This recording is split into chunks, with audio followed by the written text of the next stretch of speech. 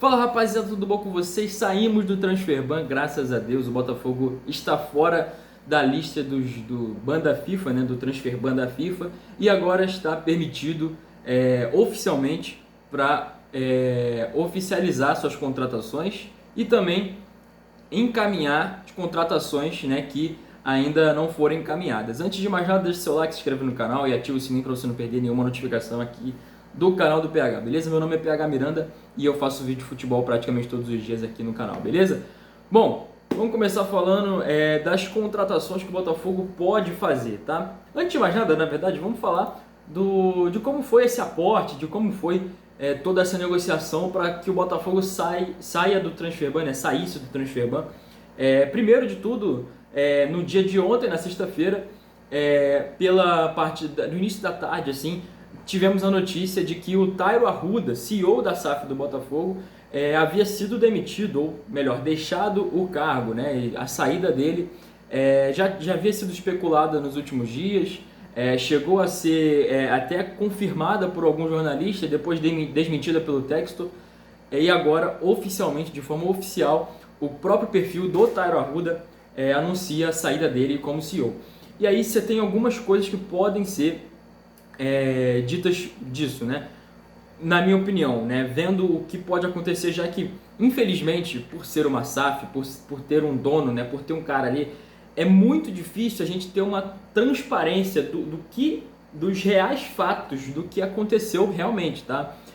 Não que se fosse uma associativa a gente saberia, porém, eu acho que é um pouco mais difícil da gente saber exatamente o que aconteceu para que o Tairo saísse, tá? A gente fica sabendo aí por meio da mídia alternativa, por meio de jornalistas mesmo, né? Não necessariamente o clube mesmo expõe o que de fato aconteceu para que o Tairo Arruda saísse.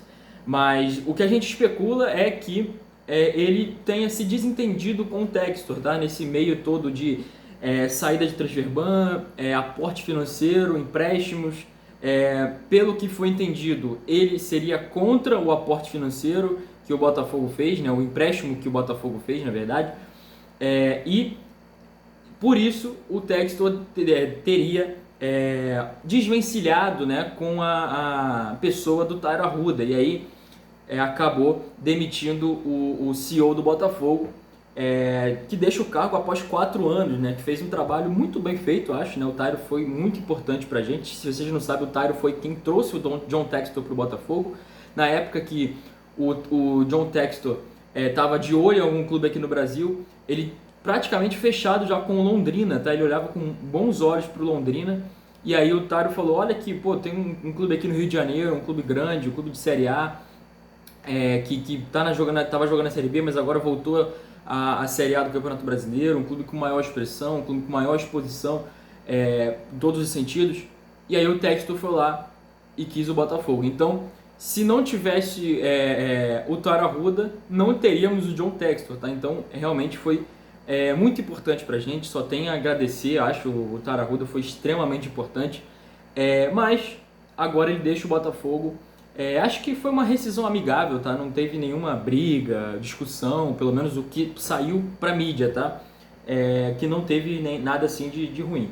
Com a saída do Tairo, o Botafogo deve contratar para ser o novo CEO o mesmo cara que era da empresa, né, do Tairo Arruda, que é a Matix Capital, que é uma empresa que o Tairo era o CEO dessa empresa, e aí ele deixou para ser CEO do Botafogo, e agora quem assumiu o lugar do Tairo Arruda na Matix foi o Danilo Caixeiro, tá? Que ele é atual diretor-gerente da SAF do Botafogo.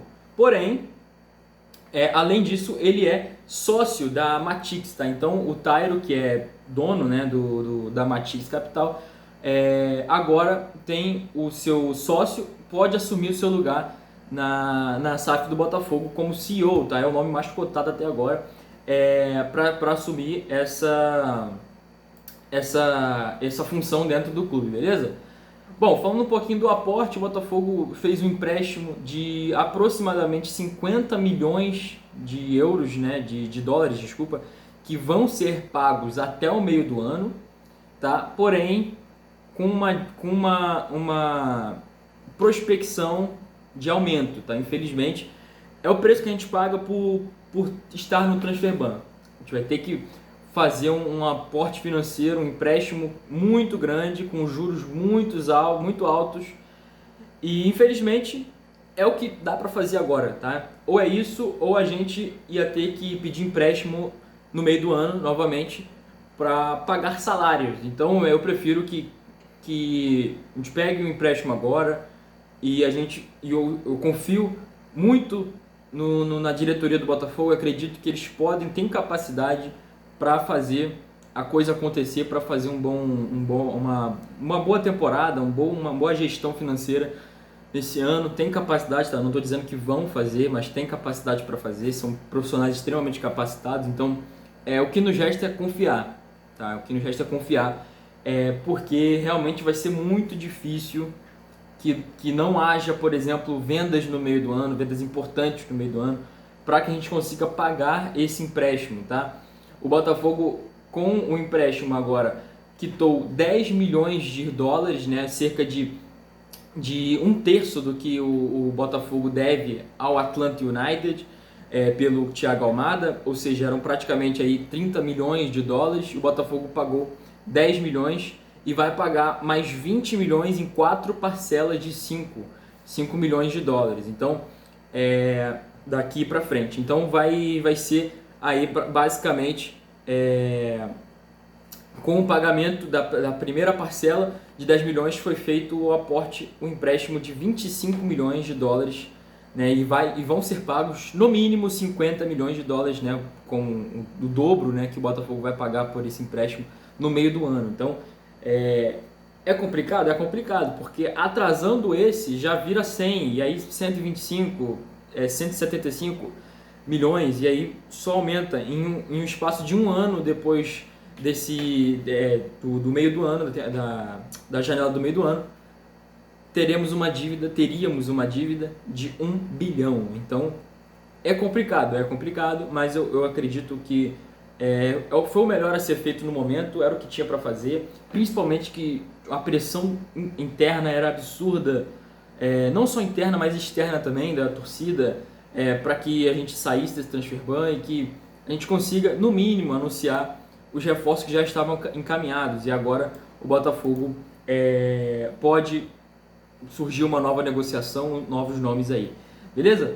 Bom, falando nos reforços que estavam encaminhados, o Botafogo deve encaminhar já na segunda-feira, tá, a contratação de 2 jogadores que já estavam praticamente certos para o Botafogo, porém, por causa do Transferban, não chegaram a acertar ainda. O primeiro deles é o Christian Medina, ele que já era para estar acertado há muito tempo no clube, porém, por conta do Transferban, né, acabou atrasando um pouco isso tudo, mas ele já está praticamente certo, tá? Ele vem nos mesmos moldes do que ele foi do Boca Juniors para o Estudiantes. Então, ele sai do Boca Juniors lá na temporada de 2024, se eu não me engano, e ele vai para o Estudiantes com uma visão de que, na época, o Boca Juniors não iria jogar mais a Libertadores, o Estudiantes ia.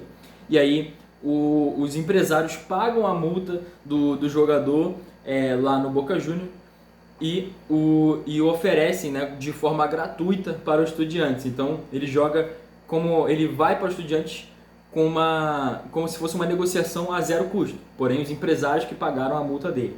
Agora novamente eles vão fazer isso, tá? O Estudiantes não vai jogar a Libertadores 2026 e o Botafogo é um clube com muito maior expressão, com maior exposição para o jogador, vai jogar a Libertadores e os empresários devem pagar a multa dele e ofereceram ele para o Botafogo, né? E vão fazer a mesma coisa, tá? Vão pagar a multa dele e o Botafogo vai pagar apenas o salário, ou seja, como se fosse uma contratação a zero custo para o Botafogo, beleza?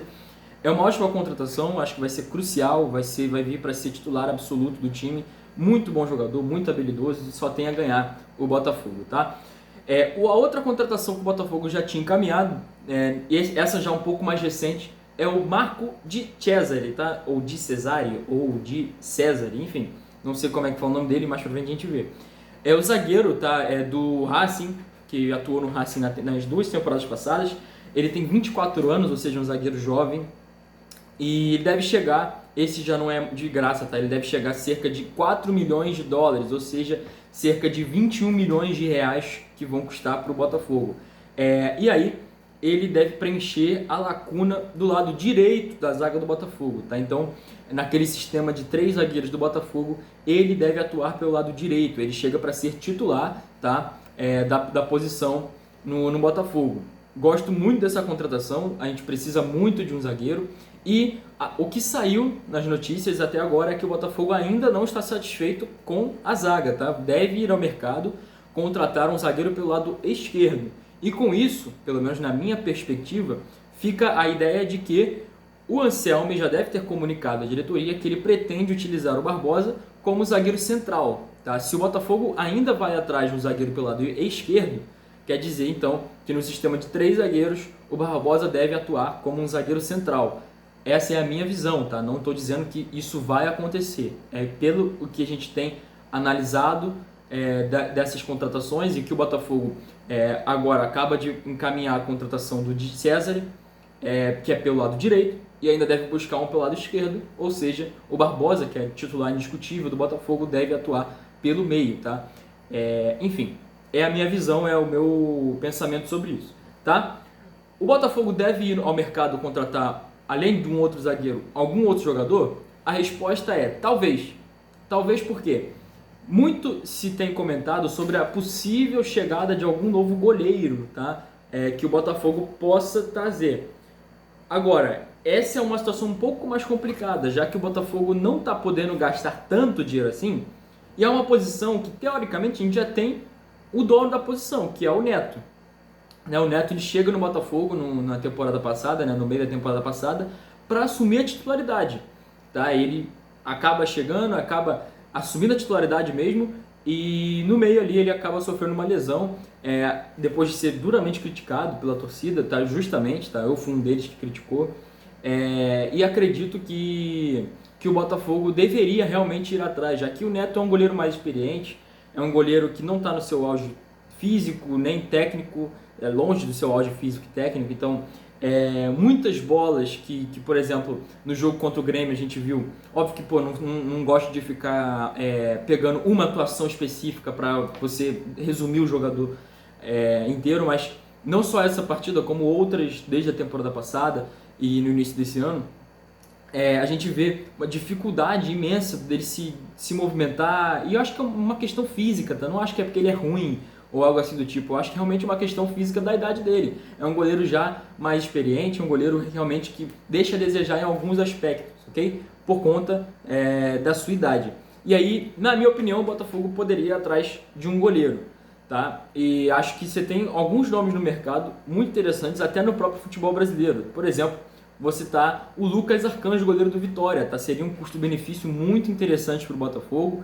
Ele que perdeu a titularidade para o goleiro Gabriel, óbvio que está se recuperando de uma lesão ainda, porém, quando ele voltar de lesão, muito dificilmente ele deve assumir a titularidade, tá? Já que o goleiro Gabriel vem para disputar a posição com ele, voltando de lesão, muito provavelmente ele não deve assumir a titularidade. Outro goleiro que eu acho interessante, tá? Esses nomes eu estou falando, mas não tem nada, tá? Nenhuma especulação deles no Botafogo, óbvio que não, tá? É uma sugestão que eu estou fazendo.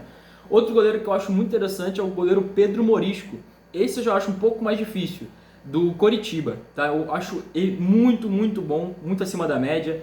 Um goleiro jovem, se eu não me engano tem 23 anos.